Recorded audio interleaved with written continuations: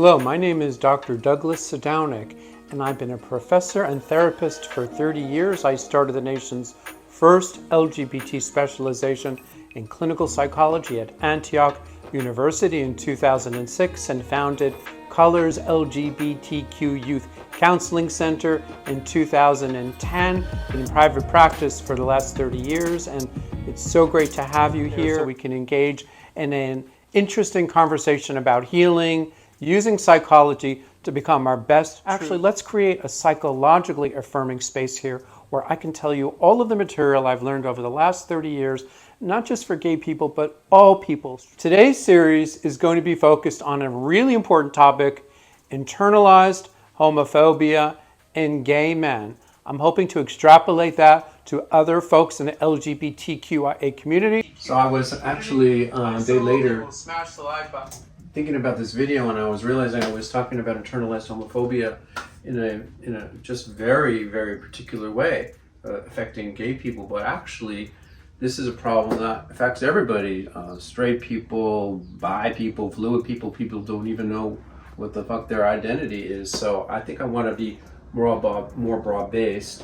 This one is going to talk about a gay man, but in future ones, I'm going to talk about it for all you people out there who are struggling with just some of the negative values we have about shit that is not our fault, but we all grow up in this world and we can actually change. So I want to include all people.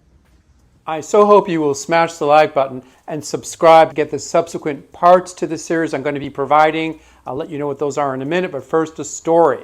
I was recently in a session with a gay man, and he was being very honest with me. It was hard for him to make any connections. He felt very isolated. Immediately, he let me know that he didn't think anybody would love him, and he had all kinds of terrible things to say about the other gay men he was bound to meet. And I felt both so sad for him, but so interested in wanting to stand up for his own sake. Many therapists would say to him, I think you're being too hard on yourself, but I wanted to take a different tact and come up with a different theory of change. In more kind of Freudian terms, I was helping to dislodge his ego or his empirical personality away from his attacking superego that all people have, that is usually supposed to be where their finest ideals are, but usually because of neglectful parenting, it manifests as a harsh inner attacker. This is what the social scientists have been calling internalized homophobia. It's not a word that's used that much right now for different reasons I'll get into in subsequent YouTubes, but I think it's actually an important way to get the client grounded. Knowing that this man was attacking himself from the inside, and also knowing it was not his problem, I said to him, bro, your internalized homophobia is killing you.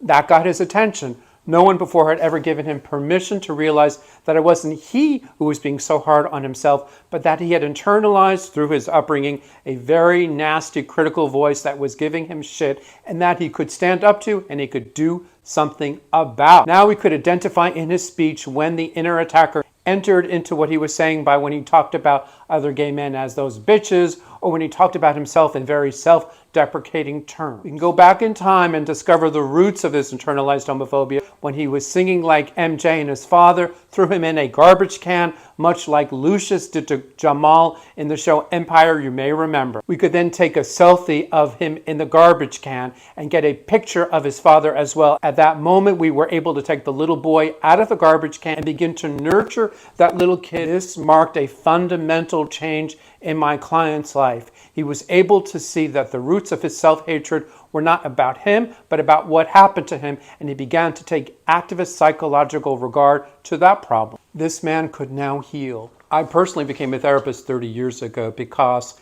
I didn't actually really think I was going to be a therapist. I was a gay journalist. I was a gay author. I started a performance arts space. I was very involved in gay cultural events and community efforts. But I just saw, especially among the AIDS activists, how some of the men were really taking out their anger at their parents on each other. I saw many relationships fall apart. I started therapy at the age of 29, and I realized that inside of me was my own homophobic father. My father wasn't all bad, but he wasn't all good. And I realized that me, Doug, had had a shitty childhood, but it didn't mean I had to have a shitty adulthood. So I started doing inner work and becoming much more conscious and conscientious about my own psychological problems and what I, as a psychological being waking up to the complexity of my own gay psyche, could do through inner work, through art making, through discussion, through talk therapy, and talking to others, and now talking to you. So I really think it's important for all of us to eventually become psychological, even if we don't become psychologists, because that, in my opinion, is the next evolutionary step for humankind. So I hope you can like and subscribe, because these are the future YouTube videos I'm going to make in the next few weeks. Some of the key articles I'll have as links. You can click on them and learn more about the topic. If you send me your email in the comments section, I will make sure to send you a free PDF. In closing, please smash that like button and please subscribe, because when you subscribe, you'll get a notice that my next YouTube Part 2 series on the philosophical and spiritual underpinnings of gay love, that's going to be a really key episode. So please subscribe to get news of that. And Cam, thank you enough for coming.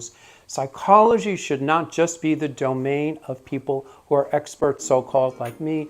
It should be available to all of us, because all of us struggle, all of us have feelings, all of us know where we hurt, and to take your therapy in your own hands and to become your own best therapist, I think it's really crucial that I do my part to extend to you, to provide to you some of the principles of psychology, because in my heart, I know that psychology is the way we could learn how to open up and love more deeply, love all of the people on the earth, no matter who they are, love ourselves, and connect with the universe, and connect with the meaning and purpose of why we are here, for individuals not just to become independent and not just to become free, but to become more loving and more spiritual. Thank you so much for coming. I really appreciate you.